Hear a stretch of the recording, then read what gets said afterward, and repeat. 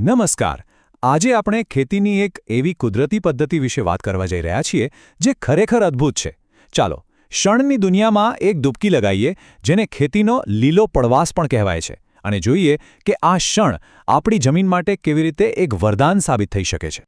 તો સૌથી મોટો અને સામાન્ય સવાલ: મોંઘા રાસાયણિક ખાતરોનો ઉપયોગ કર્યા વગર કુદરતી રીતે જમીનને વધુ ઉપજાઉ કેવી રીતે બનાવી શકાય? આ એક એવો પડકાર છે જેનો સામનો લગભગ દરેક જણ કરે છે. જુઓ, સમય જતાં જમીનની ફળદ્રુપતા જાળવી રાખવીને એ ખરેખર બહુ મુશ્કેલ અને ખર્ચાળ બનતું જાય છે.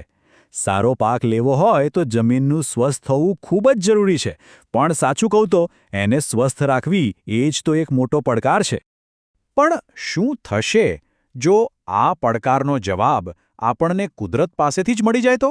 બસ, તો ચાલો હવે સમસ્યામાંથી સીધા ઉપાય તરફ જઈએ અને કુદરતે આપેલી એકદમ અસરકારક અને લીલી પદ્ધતિને સમજીએ. તો આ કુદરતી ઉપાય છે લીલો પડવાશ. હવે આ કોઈ બહુ અઘરી ટેકનોલોજી નથી. આનો મતલબ એકદમ સીધો સાદો છે. શણ જેવો કોઈ ફાયદાકારક પાક ઉગાડવાનો અને એને પછી પાછો જમીનમાં જ ભેળવી દેવાનો, જેથી જમીન પોતે જ સમૃદ્ધ બને. તો સવાલ એ છે કે શણમાં એવી તે કઈ ખાસિયત છે જે જમીનના પડકારોનો સામનો કરી શકે?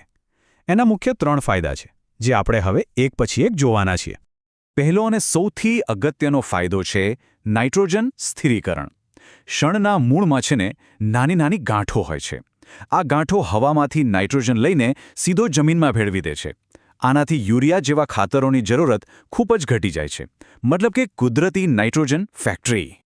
બીજો ફાયદો એ છે કે એ જમીનમાં સેન્દ્રિય તત્વો ઉમેરે છે. જ્યારે આ આખા છોડને જમીનમાં પાછો ખેડી દેવામાં આવે ને, ત્યારે એ જમીન માટે જાણે કે એક પૌષ્ટિક આહાર બની જાય છે.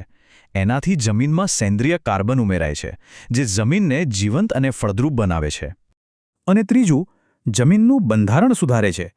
શણના જે મૂળ હોય છે એ સખત જમીનમાં પણ ઊંડે સુધી જાય છે અને એને પોચી બનાવે છે, ભરભરી કરી દે છે. આનાથી શું થાય? જમીનની ભેજ સાચવી રાખવાની ક્ષમતા વધી જાય છે, જે પાક માટે તો બહુ જ સારું છે. સારું, તો આ બધા ફાયદા જાણવા તો બહુ ગમ્યા, પણ એનો પૂરો લાભ લેવા માટે એક ચોક્કસ વાતનું ધ્યાન રાખવું પડે છે. એને આપણે એક સુવર્ણ નિયમ કહી શકીએ, જે સફળતાની ચાવી છે. અને એ જાદુઈ આંકડો છે 45થી 50 દિવસ. હા, બસ આટલા જ દિવસ. વાવણી કર્યા પછી આ દિવસોમાં જ ખરો ખેલ કરવાનો હોય છે. તો આ નિયમ છે શું?